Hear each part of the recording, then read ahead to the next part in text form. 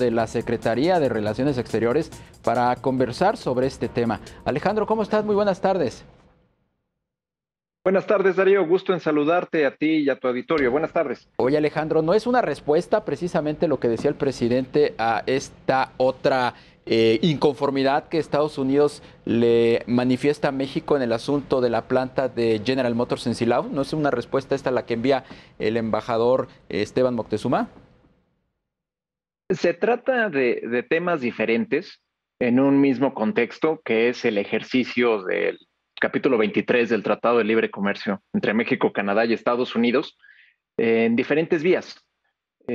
Mientras el gobierno de los Estados Unidos ha utilizado o intenta utilizar los mecanismos de respuesta rápida para atender casos de legitimidad salarial, contractual, sindical y demás en México, para México, que su prioridad es la defensa de las trabajadoras y los trabajadores eh, mexicanos en Estados Unidos y en el resto del mundo, pues acercamos utilizando el capítulo 23 en igualdad jurídica entre los socios comerciales estos elementos.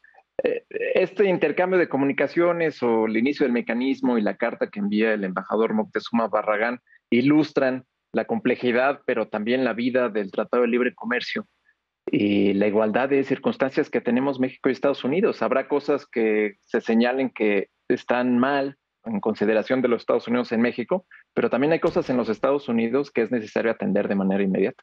Este es precisamente uno. ¿Cómo es la situación de nuestros connacionales, las condiciones de trabajo precisamente en el sector agrícola estadounidense? Pues tenemos alrededor de 1 millón de mexicanas y mexicanos trabajando en los Estados Unidos de manera documentada e indocumentada. Sufrirán los mismos abusos que cualquier persona en el campo, en estas industrias, pero aquí el elemento a resaltar es que tanto las mujeres como los hombres mexicanos que se encuentran de manera indocumentada en aquel país, contribuyendo a la economía de aquel país, pues tienen miedo de denunciar las irregularidades. Y cuando lo denuncian, no reciben el apoyo de las autoridades laborales estadounidenses. Y ese es el elemento medular de la carta. Los Estados Unidos tienen que hacer cumplir las leyes que ya existen, que están vigentes, pero se tienen que cumplir. Y no solo en el sector agrícola, en la reciente coyuntura de la pandemia de COVID, muchas y muchos mexicanos tenían que ir a trabajar a las industrias empacadoras de carne sin el equipo apropiado para prevenir el contagio de COVID. Muchas personas murieron, otras se contagiaron, pero seguían contribuyendo a la economía estadounidense. Entonces, quisimos aprovechar que tenemos un TEMEC fuerte, vigente y bien implementado para señalar esto e iniciar conversaciones con los Estados Unidos para que se resuelva a la brevedad estos temas que son de la mayor importancia para nuestro país. Alejandro, ¿como cuántos trabajadores documentados e indocumentados se encuentran en esa circunstancia de vulnerabilidad? ¿Y cuál es la importancia económica que representan no solamente en términos de remesas para México, sino en propio beneficio de las empresas para las que trabajan en Estados Unidos? Sí, claro. Es difícil conocer porque por la misma naturaleza de su situación indocumentada, muchas personas desean que no se sepa que están trabajando, ¿no? Una decisión personal. Hay una estimación de alrededor de 1.400.000 mexicanos en los Estados Unidos trabajando en diferentes industrias, en su mayoría, arriba del 70% en el sector agrícola, seguido por la construcción y los servicios, hoteles y restaurantes. Y en la parte del el empaquetado de proteínas y cárnicos, hay muchos en el centro del país.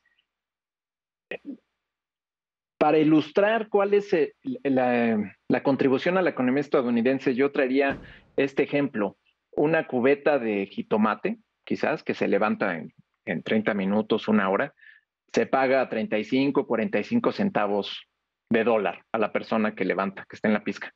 Y quizás esa misma cubeta se venda a $30.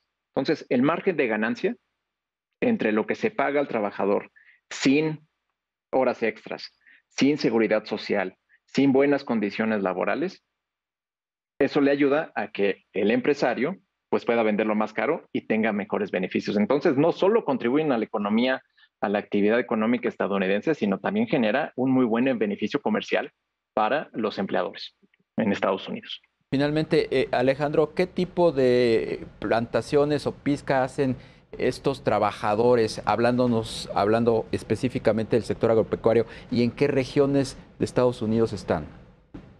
El, el, la gran mayoría de la actividad agrícola se desarrolla en el Valle Central de California, eh, de todo, fresas, espárragos, lechuga, ajo.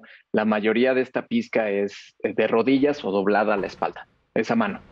Y tenemos también mucho mexicano, mexicana trabajando en Florida, en Georgia, naranjas, cualquier cantidad de productos que nos podamos imaginar. Le mencionas, se les llama trabajo no calificado, pero son personas que están a diario al rayo del sol, sin agua, con malas condiciones de trabajo, levantando la comida que acaba en la mesa de los estadounidenses. Creo que ahí vale la pena resaltar este hecho. Bien, pues Alejandro Celorio, consultor jurídico de la Secretaría de Relaciones Exteriores, creo que has puesto el dedo en la llaga, muy, muy claro todo esto que nos compartes esta tarde. Muy buenas tardes, gracias por tomar la llamada. Gracias por la oportunidad, Darío. Hasta Saludos. pronto.